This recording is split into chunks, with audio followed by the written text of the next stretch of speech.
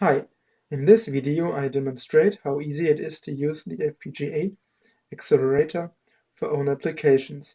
For this purpose I have written a software application which reads a video file using OpenCV and sends it over the in this project designed interface to the FPGA. On the FPGA, a loopback state machine reads data from the in port of the accelerator interface, inverts it and sends it back to the out port. Afterwards, the image received from the FPGA gets displayed. Here you can see the DE0CV connected over the self-made interconnect board with the Cypress FX3 Explorer kit. The USB cable is connected with an USB 3.0 port with a host PC. Now I show you how data can be transferred through the interface without worrying about transfer details. This is the C++ program used for this demo. At first, we have to create an FPGA accelerator object. This object handles the whole communication with the FX3 USB chip. Here we open a video file using OpenCV.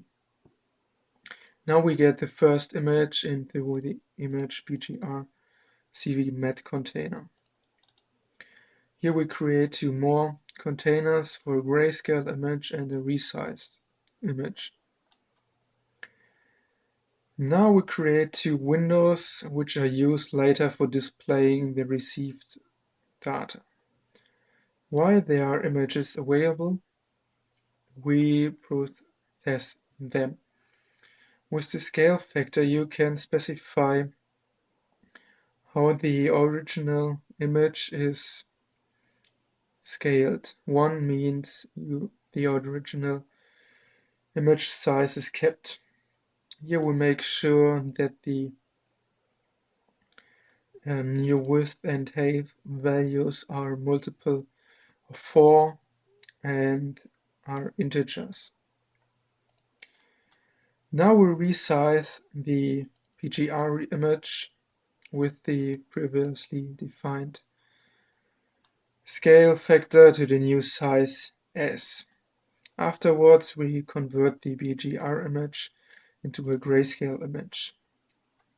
This grayscale image we want to transfer over the FPGA accelerator interface. Therefore, we need the number of bytes which should be transferred.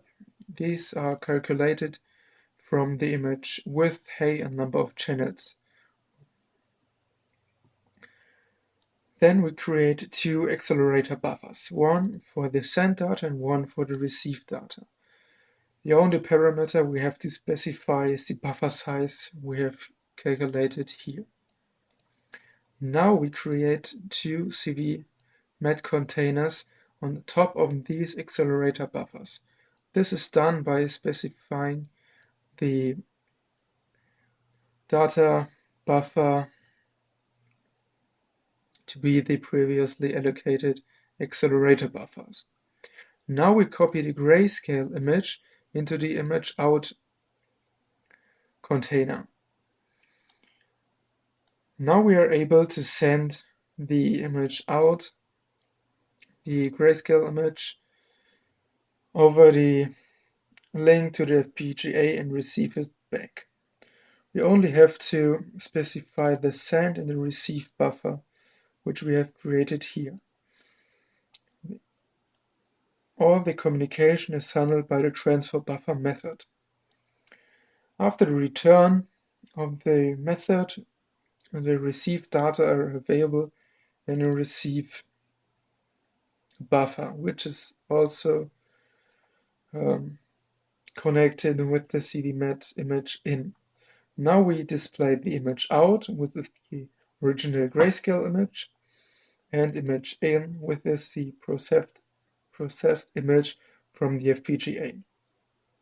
So now let's see what happens if we run this program.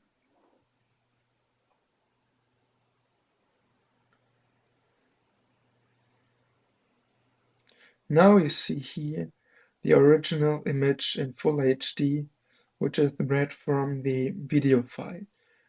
On this side, you see the image which comes from the FPGA.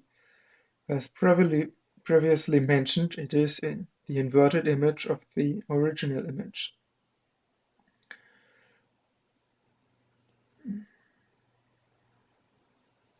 So now we can transfer image data through the FPGA, process them there, and send it back.